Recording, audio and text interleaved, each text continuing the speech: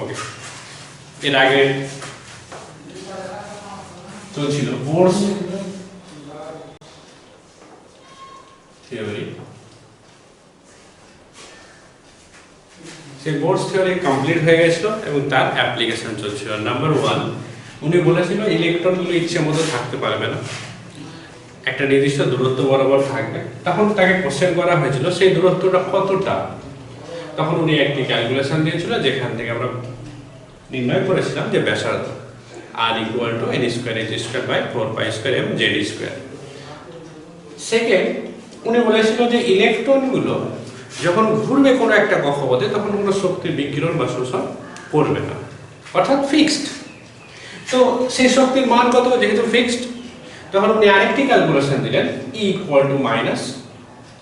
2π² mz²/4/n²h²। এটাকে লাগিয়ে আমরা প্রবলেম করলাম, রেডিয়াসকে নিয়েও প্রবলেম করলাম। থার্ড আরেকটি কোশ্চেন থেকে গেল, সেটা হচ্ছে ইলেকট্রনগুলো পরমাণুতে তো স্থির নয়, ঘুরছে। যদি ঘুরতে থাকে তাহলে কতটা জোরে ঘুরছে, তার বেগ কত। তখন বোর তার জন্য আরেকটি রাশিমালা দিল, সেই রাশিমালাটা এবার নির্ণয় করব। তো সেই রাশিমালাটা খুব একটা ইম্পর্টেন্ট না, সেই জন্য আমরা তার ডেরিভেশনে যাব না, সরাসরি প্রবলেম এক্সপ্রেশন লিখে। তাহলে ইলেকট্রনের বেগ নির্ণয়।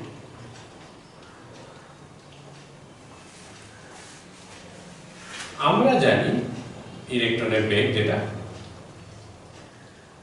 v = 2πze²/nh।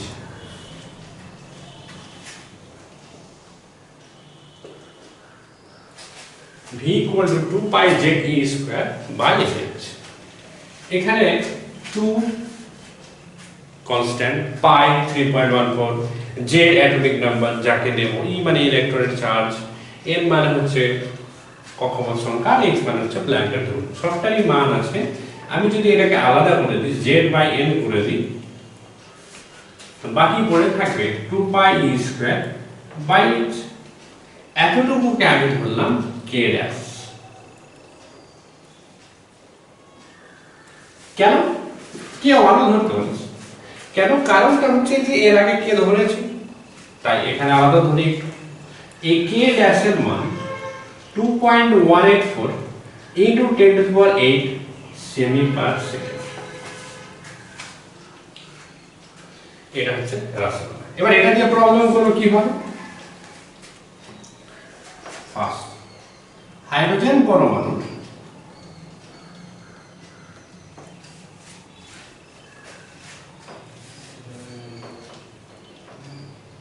তৃতীয় কক্ষের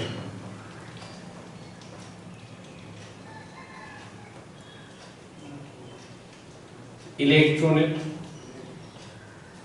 বেগ নির্ণয় কর, এটাও কোশ্চেন দিয়েছে। তাহলে বেগের রাশিমালা আমরা কি জানি, v, এটাকে n ও লিখতে পারি। তাহলে vn = z/n × k ড্যাশ।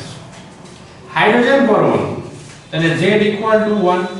তৃতীয় কক্ষ, তাহলে n = 3, মান বসিয়ে।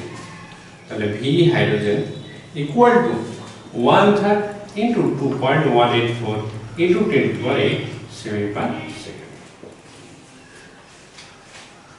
নেক্সট আমাকে এরকম কোশ্চেন দিল,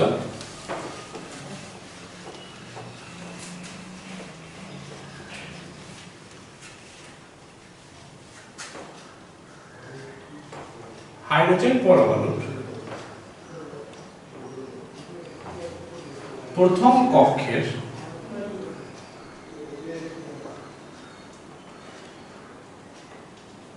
ইলেকট্রনের বেগ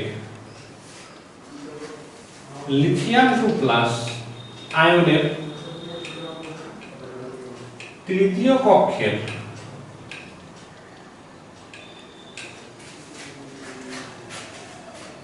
ইলেকট্রনের বেগের কত গুণ। হাইড্রোজেন পরমাণুর প্রথম কক্ষের ইলেকট্রনের বেগ লিথিয়াম 2+ আয়নের তৃতীয় কক্ষের ইলেকট্রন বেগের কত গুণ। তাহলে আমরা জানি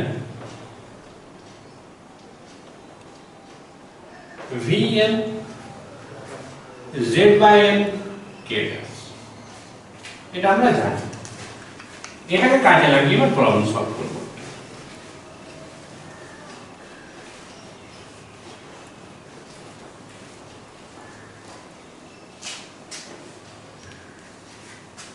তাহলে হাইড্রোজেন পরমাণুর ক্ষেত্রে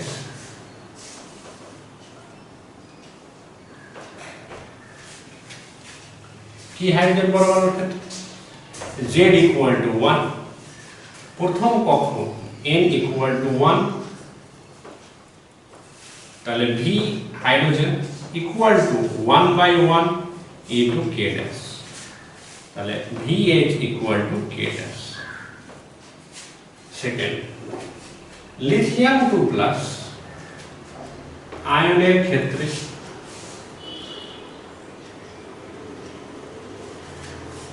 কি Z equal to লিথিয়ামের atomic number 3, Z equal to 3, আর কত নম্বর বলেছে? তৃতীয় নম্বর, তাহলে N equal to 3, তাহলে মান বসিয়ে Z/n, তাহলে 3/3 K dash। তাহলে কত গুণ? যখন এরকম বলবে তারপরে তুলনা করতে হবে, তাহলে VH by VLi2+ equal to K dash by K dash, তাহলে ক্যান্সেল, তাহলে 1:1, তার মানে সমান, তাহলে VH equal to VLi। এখানে আরো ভালো হয় যদি এখানে লেখা হয় N equal to 1 প্রথম কক্ষ, এখানে N equal to 3। থার্ড টাইপের প্রবলেম,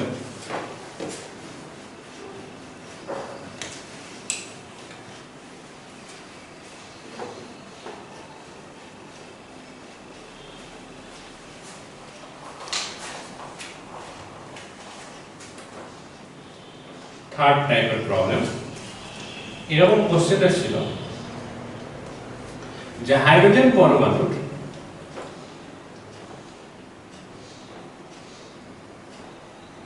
প্রথম কক্ষের ইলেকট্রনের বেগ 2.184 into 10⁸ সেমি/সেকেন্ড হলে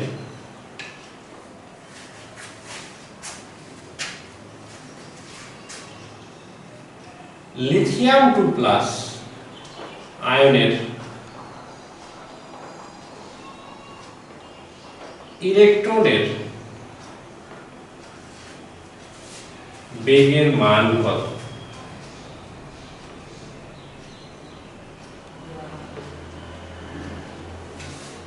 তাহলে যখন বেগ বার করব তখন আমাদের কাছে যা সূত্র আছে তাতে করে আমরা জানি Z/n into K dash। তাহলে কি লাগে, যখনই পরমাণু নাম বলবে তখন Z বলা হয়ে গেল। লিথিয়াম 2+ বলেছে মানে Z যে 3 এটা কথা কনফার্ম, কিন্তু তার সঙ্গে সঙ্গে আরেকটি জিনিস লাগবে, সেটা হচ্ছে কক্ষপথ সংখ্যা, যেটা এখানে দেওয়া নেই কিন্তু এখানে এটা ভ্যালু দেওয়া আছে। তার মানে এখান থেকে কিছু বুঝতে হবে, এখানে যেহেতু n এর ভ্যালু দেওয়া নেই তাই আমরা ধরবো না। কেন ধরবো না এর জন্য দেখতে হবে আগের ভিডিও। এখানে জাস্ট এতটুকু বলবো যে ধরবো না, দিয়ে যেটা মান হবে সেটাই। কেন ধরবো না, কিভাবে করেছিলাম সেটা শক্তির জায়গাতে গিয়ে দেখিয়েছি, ব্যাসার্ধ জায়গাতে গিয়ে দেখিয়েছি। তাহলে Vn Zn কে সরি Z/n কে, তাহলে V Z ভ্যালু 3, n দেওয়া নেই তাই ধরবো 3 into 2.184 10⁸ সেমি/সেকেন্ড। ওয়েস্ট বেঙ্গল জয়েন্ট এন্ট্রান্স 2020, এই প্রবলেমটাই 2020 ওয়েস্ট বেঙ্গল জয়েন্ট এন্ট্রান্সে এসেছে। এই গেল বেগ, তাহলে তিনটে জিনিস। এবারে নেক্সট পয়েন্ট চলে আসবো, বিকিরণের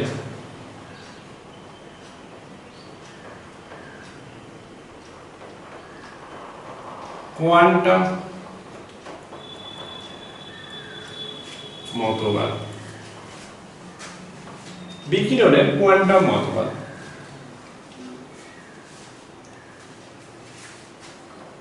কোন জায়গায় কোন একটা পরমাণু, অর্থাৎ কোন একটা পরমাণু বিকিরণ করলে কি হবে শক্তি, তার জন্য বিজ্ঞানী কোয়ান্টাম নামে একটা থিওরি দিয়েছিল, যার জন্য তার নাম অনুযায়ী হচ্ছে বিকিরণের কোয়ান্টাম মতবাদ।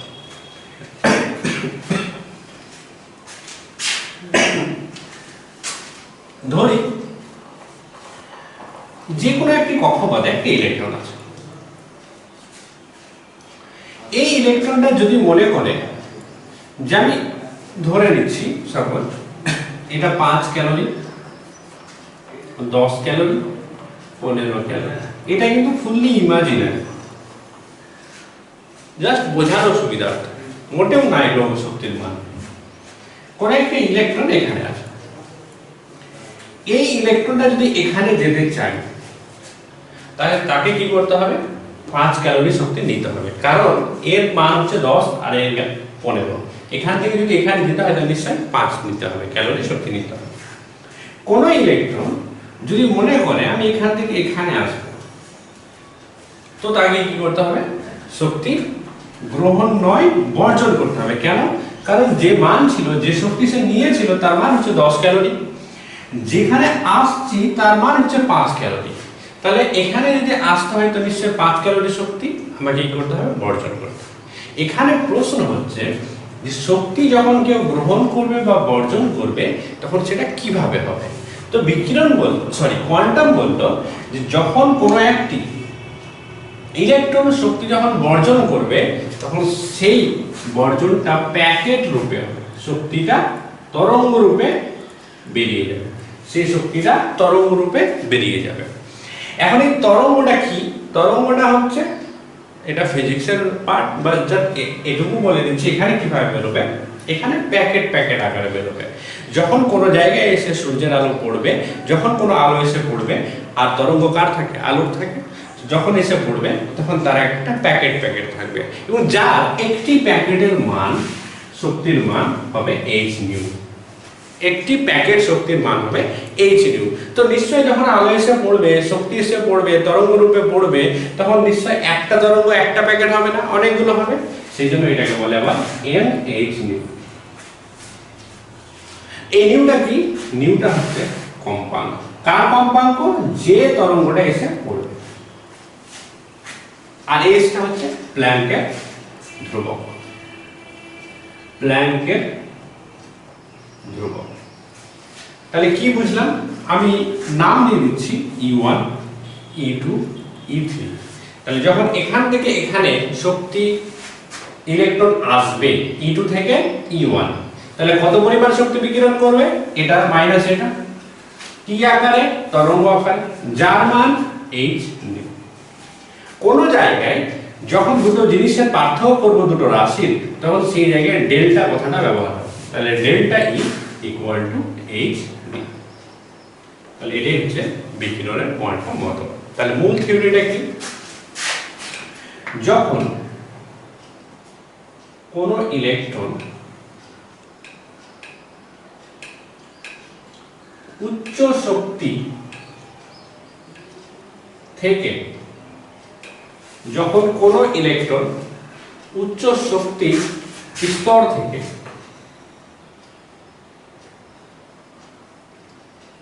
নিম্ন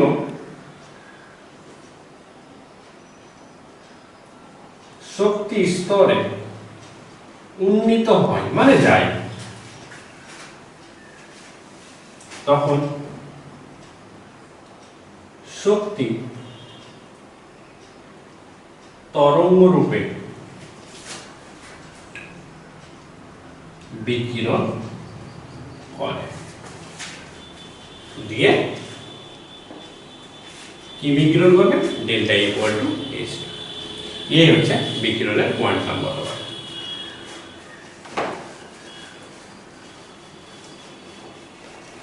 এবার বোরের তত্ত্বকে কাজে লাগিয়ে নির্ণয় করব তরঙ্গ দৈর্ঘ্য, কম্পাঙ্ক, সংখ্যা, রিড বা ধ্রুবক।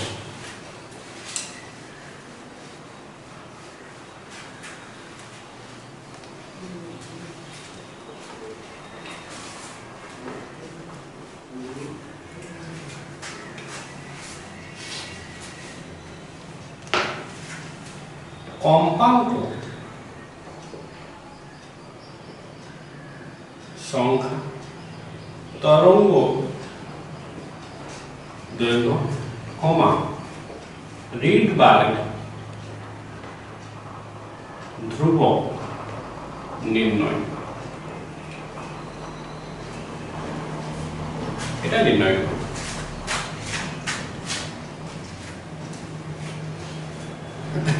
এর একটা নিউক্লিয়াস দিলাম, এটা কক্ষপথ। সাপোজ মনে করলাম একটা ইলেকট্রন এখানে আছে, এই ইলেকট্রনটা এখানে এলো, তো নিশ্চয় শক্তি বর্জন করবে। যদি আসে তাহলে শক্তি বর্জন করবে। আমি ধরলাম এটা n1, মনে হতে পারে যে এটা ফার্স্ট, তাহলে n=1 ধরতাম, কিন্তু আমি তো জানি না যে এটাই দেবো। আমি যে কোনো কক্ষপথ নিতে পারি, এই দুটোও নিতে পারি, তো সেই জন্য আমি এটা নাম দিচ্ছি n1, এটা n2। তাহলে এর একটা শক্তি আছে যেটার মান দিলাম E2, এর একটা শক্তি আছে যার মান দিলাম E1। নিশ্চয় বুঝতে পারছি যে এটা শক্তির মান বেশি, এটা কম, তাহলে E2 গ্রেটার দ্যান E1। তাহলে বিকিরণের কোয়ান্টাম মতবাদ অনুযায়ী কি, E2 minus E1 equal to hν। Clear? বিকিরণের কোয়ান্টাম মতবাদ অনুযায়ী। তাহলে উপরে বসি E2 minus E1 equal to hν। এর একটা রাশিমালা আছে, যে রাশিমালাটা আমরা জানি 2 pi square m z square * 4 by n square h square. এটা হচ্ছে রাশিমালা E এর। এখানে যেহেতু 2 n2, তাই আমি n এর জায়গায় n2 মাইনাস E1 এর মান 2 pi square m z square * 4 by n1 square h square. কেন n1? কারণ E1 n1 equal to h। এবার কিছু কমন যাচ্ছে, এইটুকু বাদ দিয়ে সবটা কমন, তাহলে 2 পাই স্কয়ার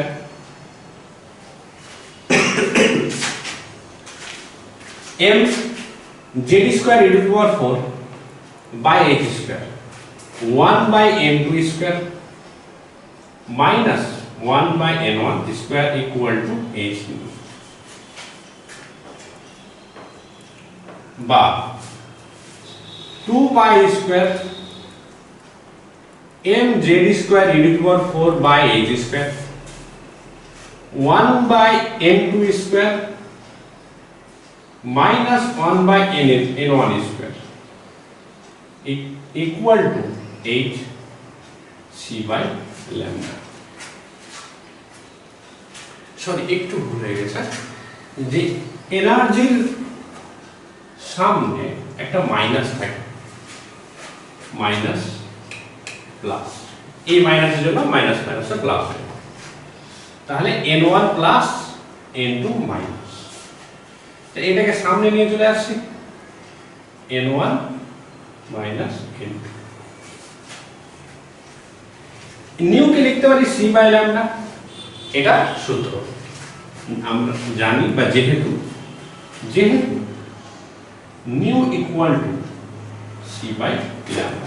সিটা কি আলোর বেগ আর ল্যামডাটা তরঙ্গ দৈর্ঘ্য। তাহলে বসিয়ে দিলাম, তো কি পেলাম, এইচটাকে এদিকে নিয়ে চলে আসলাম, সিটাকেও এদিকে নিয়ে চলে আসলাম, তাহলে 2 pi square m z square * 4 by c h cube, কারণ একটা h স্কয়ার h কিউব আর c into 1 by n1 square minus 1 by n2 square equal to 1 by lambda. যদি সোজা করে লিখি তাহলে দাঁড়াবে 1 by lambda equal to 2 pi square m z square * 4 by c h cube into 1 by n1 square in 1 by n2 আবার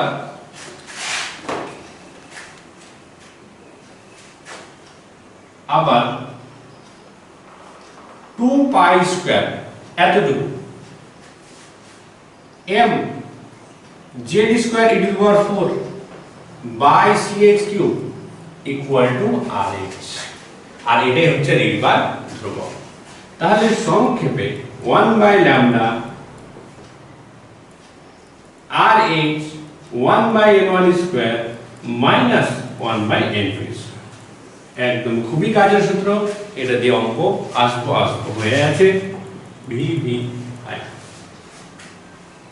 তাহলে এখানে দুটো জিনিস একসাথে হলো কিভাবে, ল্যামডা, তাহলে ল্যামডা ইকুয়াল টু তরঙ্গ দৈর্ঘ্য কার যেটা বেরোবে রশ্মিটা, rh মানে হচ্ছে রিডবার ধ্রুবক, rh রিড বার ধ্রুবক যার মান 109677। এখানে গন্ডগোল হতে পারে, বিভিন্ন বইয়ে এটা ভ্যারি করতে পারে, তো যেটা ইচ্ছা।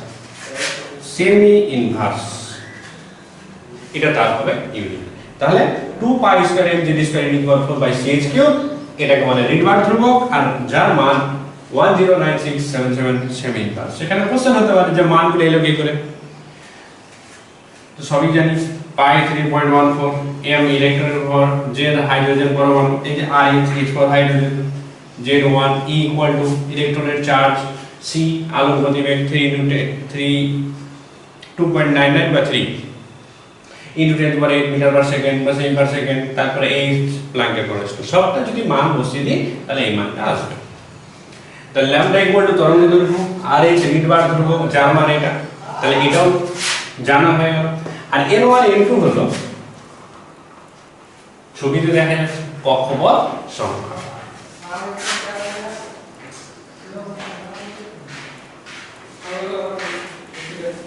কক্ষপথ সংখ্যা, তাহলে যদি কক্ষপথ বলে দেই যে ইলেকট্রন এখান থেকে এখানে এলো, 2 নাম্বার থেকে 3 নাম্বার এলো, তাহলে n1 n2 বসিয়ে দেবো, rh ফিক্স, তাহলে ল্যামডা বেরিয়ে যাবে। তাহলে এখান থেকে তরঙ্গ দৈর্ঘ্য নির্ণয় করা গেল, রিডবার ধ্রুবক তরঙ্গ দৈর্ঘ্য এটা, রিডবার ধ্রুবক এটা, মান এটা। লাস্ট পড়ে থাকলো কম্পাঙ্ক সংখ্যা। তো আমরা একদম এই লাইন থেকে উঠে, এখান থেকে উঠে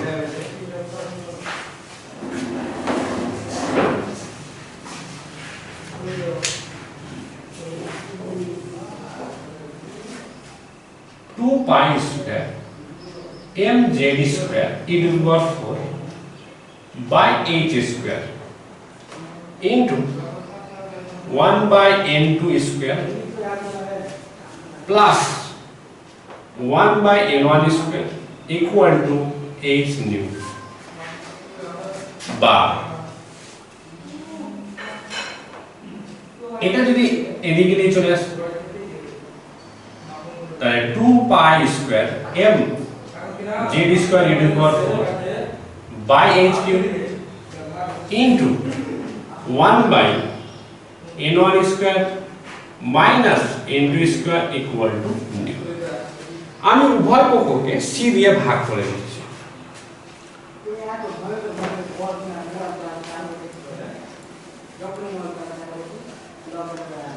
c দিয়ে ভাগ, তাহলে nu by c equal to 2 pi square m z square into the power 4 by ch cube into 1 by n1 square minus 1 by n2 square. এই নিউ বাই c কেন করলাম, কারণ এখানে যদি ch কিউব না হয় তাহলে এতটুকু সমান rh লেখা যাবে না, তাই c দিয়ে ভাগ করলাম। এটা আর লিখতে rh লিখতে পারি, তাহলে nu by c rh 1 by n1 square minus 1 by n2 square. আমার উদ্দেশ্য হচ্ছে যে কম্পাঙ্ক সংখ্যা নির্ণয়, আর কম্পাঙ্ক সংখ্যা মানে হচ্ছে নিউ বার। নিউকে অর্থাৎ কম্পাঙ্ককে যদি আলোর c মানে আলোর গতিবেগ যদি ভাগ করে দিই তাহলে পাবো নিউ বার, আর এটা মানে হচ্ছে কম্পাঙ্ক সমান। তাহলে কি পেলাম, nu bar equal to RH into 1 by n1 square minus 1 by n2 square. তাহলে এখানে কম্পাঙ্ক সংখ্যা বেরিয়ে গেল। তাহলে যতগুলো পয়েন্ট লেখা হয়েছে সবটা একটা একটা করে হয়ে গেল। 1 by lambda equal to RH into 1 by n1 square minus 1 by n2 square তরঙ্গ দৈর্ঘ্য, রিড বার ধ্রুবক RH ইকুয়াল টু 1096777 বার্স, আর কম্পাঙ্ক সংখ্যা nu bar equal to RH into 1 by n1 square minus n2 square. RH এর মান fix, n1 into কক্ষপথ, কোন কক্ষপথ থেকে কোথায় এলো সেটা, তাহলে অপর মানটা বেরিয়ে যাবে। এই গেল কম্পাঙ্ক।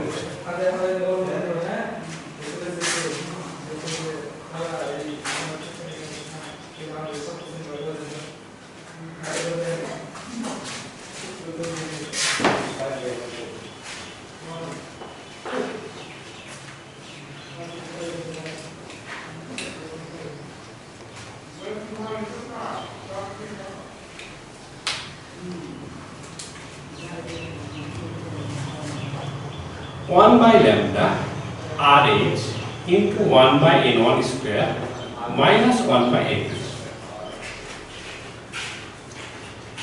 এখান থেকে বলদালির কনসেপ্ট তৈরি হবে।